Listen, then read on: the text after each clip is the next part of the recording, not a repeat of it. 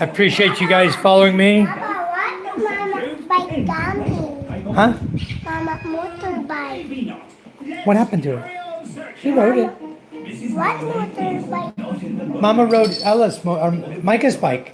Mama motorbike coming. Mama motorbike. No, that's his mother. Chin bought one. It's already here. It's already here. It's a white motorcycle. We got it today. It's a cowboy. Down to the beach. Just to watch the workers, son. See what they're doing. Okay. Anyway, let me try to run down here. Opening.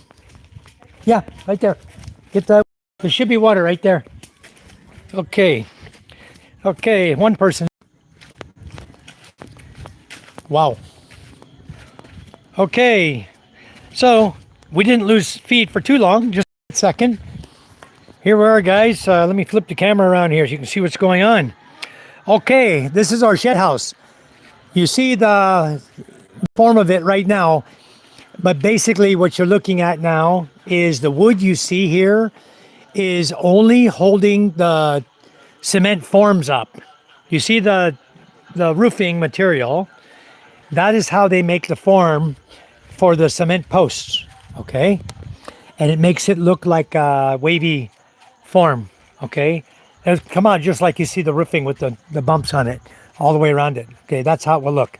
And they fill with cement, go up to the top, they stand on the boards, on the scaffolding here, and they hand the cement up to each other, and they pour it down inside the tubes and fill them up with cement. Once they're cemented, then they just set them down and let them form there till they get hard. And so far today, they've done these three, 1, 2, 3, and they got them prepared, but they haven't poured any cement in them yet. Only in, oh, it looks like they're doing the first one. I see cement on the metal. So yes, they're pouring cement on this one right here, as you can see. So the first one's getting cement, and then we have, they're mixing the cement right now. It's a mixture of cement, sand, and rock. What they do is they take the cement and the sand, they mix it together first really well with the shovels, get that all thoroughly mixed so that everything you see on the outer ring here is cement and sand already mixed. Then they put the gravel in the middle, and then they'll mix it in. And then, as you can see, the cement on the side there, they'll pour it over the top. Well, they're here, guys, and you know, while we're doing our live feed, we're going to show you what they're doing and how they're building the structure. This papaya tree is coming out of here. We're going to chop it down. We may chop it and dig out the roots on this guy. But today they're getting these 3 posts done. And then we're going to do the next 3 posts. You see the steel bar? It's already there. This one they did this morning. They did the 2 middle ones this morning. This one and this one over here. We're done just this morning, putting the steel in place and cementing them in. Then all these boards you see here, they're only support. This is not part of the actual structure. This is only support wood. And we'll pull the nails out of these, and we're going to be using this wood for the other parts, for the roofing and all that. Okay? So these are mainly support boards that are going to be put up for the Hawaiian benches that'll be in here to sit on. All the way around, we're going to have Hawaiian benches. We're going to have an area in the front you can walk through, okay, is the plan. And also, we're going to have an area to enter, and then on the side will be a walk by. They can walk down to the beach right by here and go right on down to the beach, you know. So they are making really good progress, Ted. And that's what we do. If we want the forms to look really nice, the cement post, then you use the roofing metal. These are 12s, I believe. Let's see. 6, I think they're 10. They're either 10s or 12s. These, they might be 12s because they go down. Let's see if I can measure this. 1, 2, 3, 6. Yeah, these are 12s. So these posts are going to go up pretty high. And then they have the steel bar. The guy that's looking down from inside is pouring the cement. He will make sure that when they pour it, they don't come up above. They'll leave steel bar poking up, because that is what we'll use to put the roofing and tie it to the posts, the 2x6s you see over there. So yeah, they're making I'll tell you, we started 2 days. Guys, this is 2 days of construction. They're already pouring cement on the posts. There's my lovely wife over there. Hi, Charm. Hello. She stuck her tongue out at me.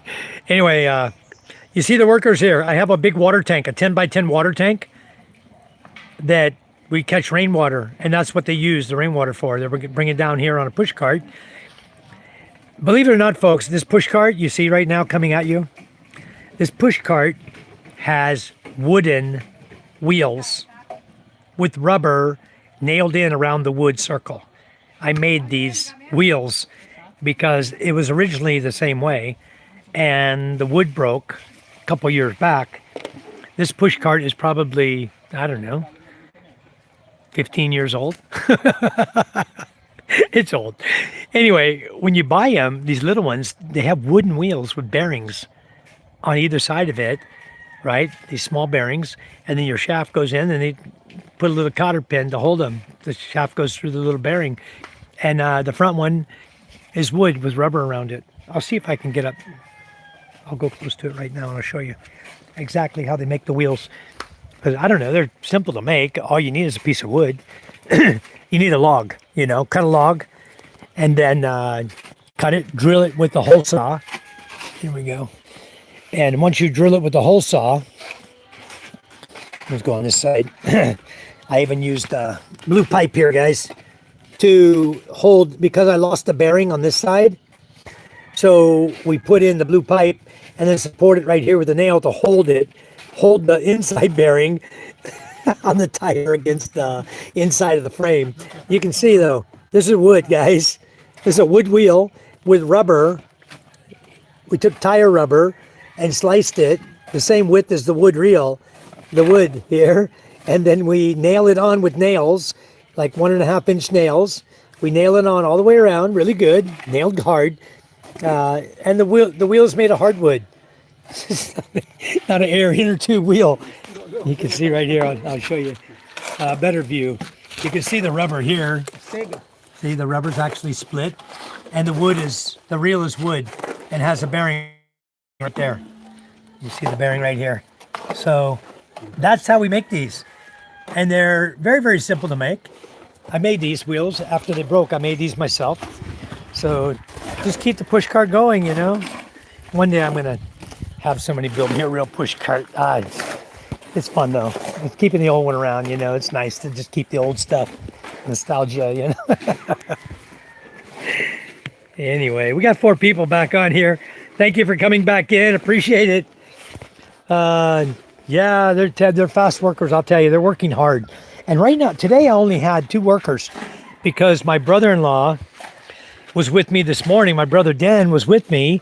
We were cleaning and repairing an aircon at the resort. So we were gone till about 1 and got home, and this guys had really, they put all this together, all the structural to support the posts, and it's all well supported. It's not going anywhere. They're gonna do a nice wet mixture, as you can see. It's a nice wet mixture because they've got to pour it with the rock and the sand and cement. It's got to be poured all the way to the bottom.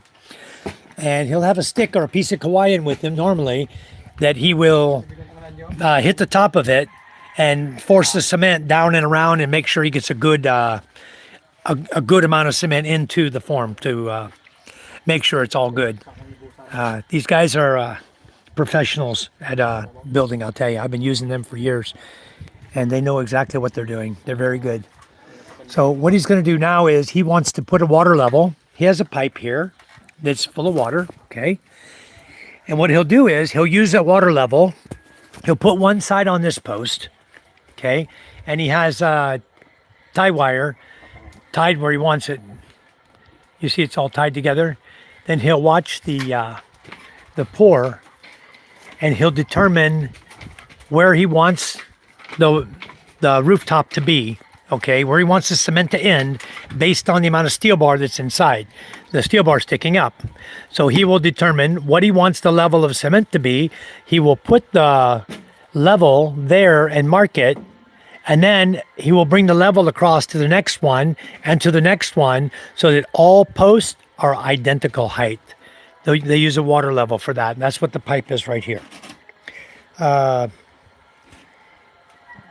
they stay wavy. We like the look. It's like a wavy look. It's okay. It's only a shed house. It's not my home.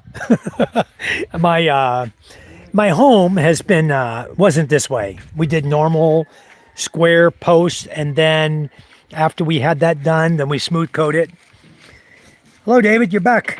You're watching my guys. They're down here building the shed house, doing the forms right now, and getting ready to put cement into these. But what he's doing right now is he's marking on the steel form. We're using roofing for forms, okay? This is 12-foot roofing we're using for the form for the post. And so what he's doing is he's going to mark where the steel bar is to allow steel bar to remain coming up on top, so that when we're done with the post at the right height we want, we'll still have steel bar to wrap around the 2x6s you see over there that we're going to put across the main roofing trusses. They go across. We anchor them with steel bar attached to each of these posts, so it's nice and straight. These guys do a great job, guys.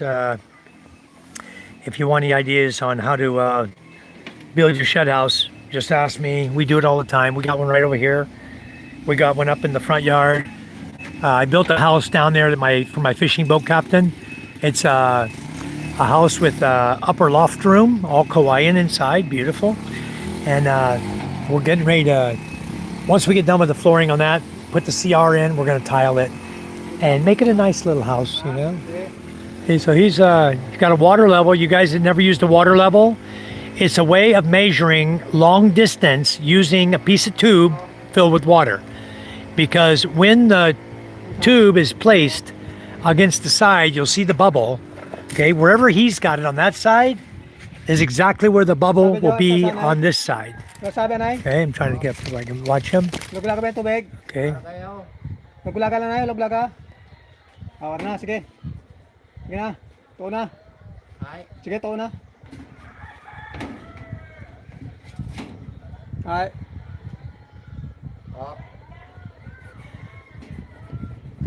Okay, guys, so exactly where Jojo's got that marked over there is exactly where Norberto put his marks over here. So that will be the height of the cement right there. So that's how you use a water level. If you've never used one before, you can use a water level for as far as you want, okay? As long as it's flat area, whatever, your level's not, it doesn't really matter. Then it can be flat or on a hill. It doesn't matter, because wherever the water bubble is at one height, on the opposite end, the water bubble is going to be exactly the right height. When you lift it up, that'll be where it is when it's level. So that's how they use it. We use water level here all the time for building. Water level, you can use the string kebab, you know, to determine exact center. I have that tool also in my shed. But these guys, everything is done pretty primitively. If you guys want to use a chalk, for example, to make a line, right? A chalk line. We don't use chalk line here typically. So he's shoveling the cement into the bucket now. Then he'll hand it up to Norberto, and Norberto will pour it in. So the first one I think is done. So now he's doing the second one. He's going to come over here and do the second one. So that's what we do. And it's only like, you know, maybe a quarter bucket, you know, not even a half bucket. And that's how it's done, guys. So we're going to just watch the workers for a little bit. They're going to get done, and this is probably enough for the one post, and I have to mix up again and do another post. So here's my dragon fruit shake. It's purple color. The fruit is a pinkish color. Dragon fruit shake. Totally awesome. Good. Yummy.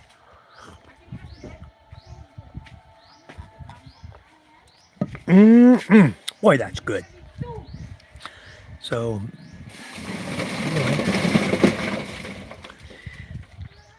those of you who've never made these posts this way, you're a third generation contractor. You stepped on my first 5 years old. Wow. I think I was a 9, David. I didn't step on a nail at a contracting site. I sat on it.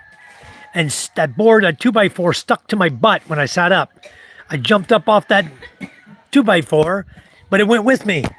So that was my first experience at a construction site. I guess I was about 8 or 9 years old when that happened. And that 2x4, that nail, that number 4 nail went right up my butt. And it stuck me. It was there. The whole 2x4 lifted up when I stood up. Boy, I should have brought something for these flies. They're attacking my foot like crazy. Hold on, guys. I'm going to set my phone so we can watch the guys working right now. They're just filling right now with cement. And I'm going to kill these damn flies. Look at that. 3 of them on top of my freaking sore at one time. You talk about hurting. I just smacked my sore. Anyway. You guys know how to kill a fly, right? You guys kill flies with your hands before? This is how our studio hilltop house was built. All hand mixed and hand poured. Yep. That's how we do it.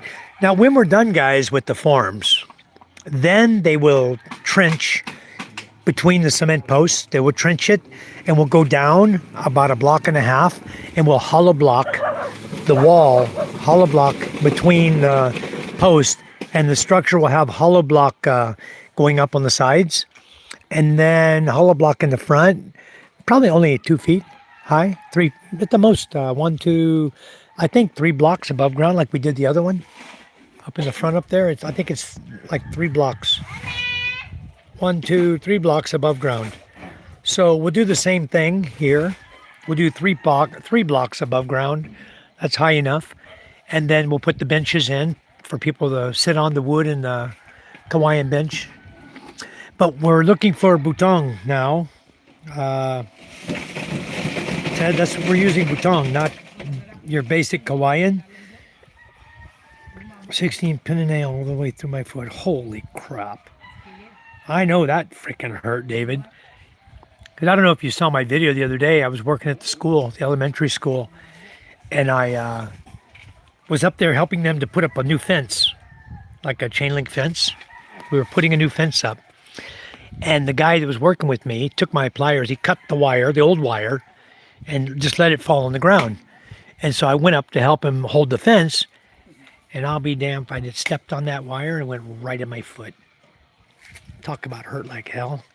And for about 4 days now, 5 days or more, I've been gimping around with a freaking hole in my foot. God, my feet are dirty. You can see it right there. I stepped right on that wire, went right into my foot, and went up about 3/4 of an inch, if not more. The foot's all dirty now. But yeah, it got me good. I'm still gimping from it. Yeah, good enough for a snake barrier, 3 blocks. But you know I'm going to have an opening in the front anyway. I'm considering whether or not we want to put a door on it, just to keep out people that we don't want in there, you know, not to make it a... Yeah, ouch, Jason said. We want to make the shed house, you know, semi-private, not just for everybody in the world to just come and enjoy, but that's the way it ends up turning out. Everybody would be right down here at our shed house, you know. It's okay. They're helping to build it. We're paying them. We'll see what happens when they tear it up.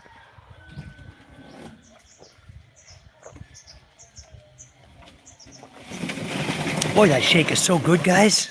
Look at this. I'm already over half done.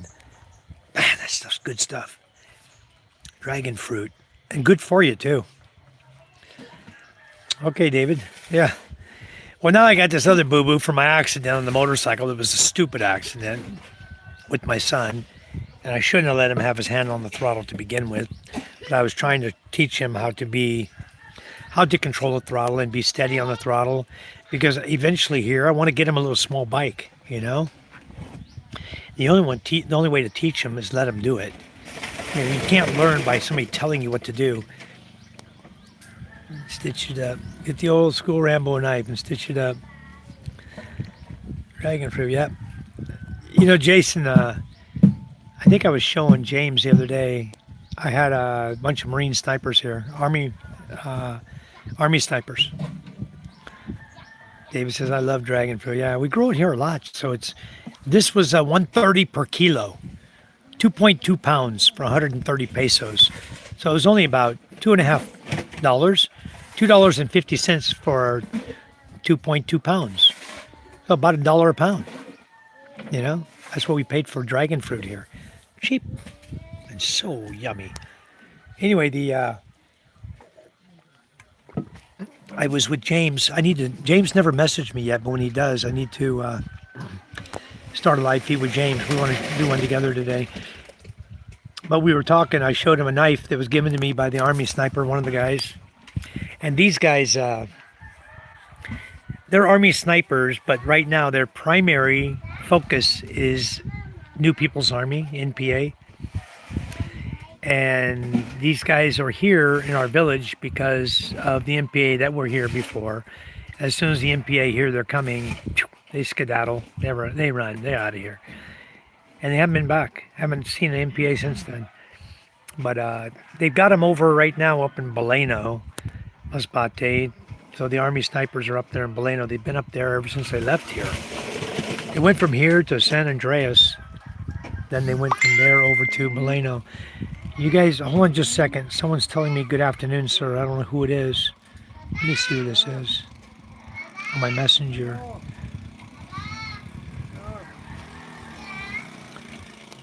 Uh-oh.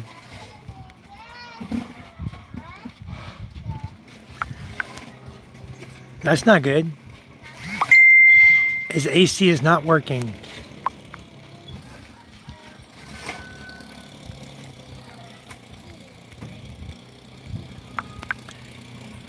I told him tomorrow morning, Bo. This is the story. Lehuler, pawn shop. Pawn shop, Western Union, Lehuler, like Cebuana, like Palawan, like all the little money distribution places. I had a problem with the aircon. It's a 2 horsepower or 1.5 horsepower window unit in Balud, in the town of Balud. Yeah, you're teaching your son how to drive a car already, huh? My son's only 4. I told my kids, when you're 15 and you can reach the pedal and see over the steering wheel, I'll teach you how to drive. Until then, don't even bother to ask me. There's no way you're getting behind the wheel of the car if you're not high enough to look over the steering wheel. Anyway, Lehuler, he just now texted me. I went over to repair his window type aircon. I opened it up and there wasn't nothing obvious on the motherboard, nothing obvious, in the electronics. I checked everything, but the fan's running, the compressor's not coming on. So I opened the top of the compressor. The message. I think just thumbs up. Oh, James says I'll go ahead and let me stop this feed so I can add James. I can't add him while I'm on. Let me see. I don't think I can. No. I cannot add him while I'm on, so I'll start a new feed, guys. Hang with us. I'm gonna have James. We'll be right back. He's gonna be shocked when he sees what's going on over here, because a lot of this was done because of them, because of James and Karen, and this structure we feel is necessary because it's rainy season and we can vlog here on the beach. So we wanted to make somewhere for us to come and hang out and do what we wanted to do. So that's why it's going up. The shed house is going up. We've been thinking about it for many, many moons, and now we're finally doing it. But as far as I'll cut it short. I'll do the Lehuler. I'll tell you guys about Lehuler when I get to the other live feed, okay? So let's go on that one. Wow, David. Yeah, it's 26 years. Holy moly. Okay, guys. So anyway, look for the next live. Give me like 2 minutes. I'll get James on here and we'll bring you back on live again, and then we'll chit chat and see what James been up to and bring him up to speed on everything going on here. And let's have some good conversation. And yes, David, thank you for your service, David. That's you did outstanding. I know why you're in the mountains doing what you're doing. You are a tough guy. So anyway, we'll be right back, guys. Alrighty, bye now.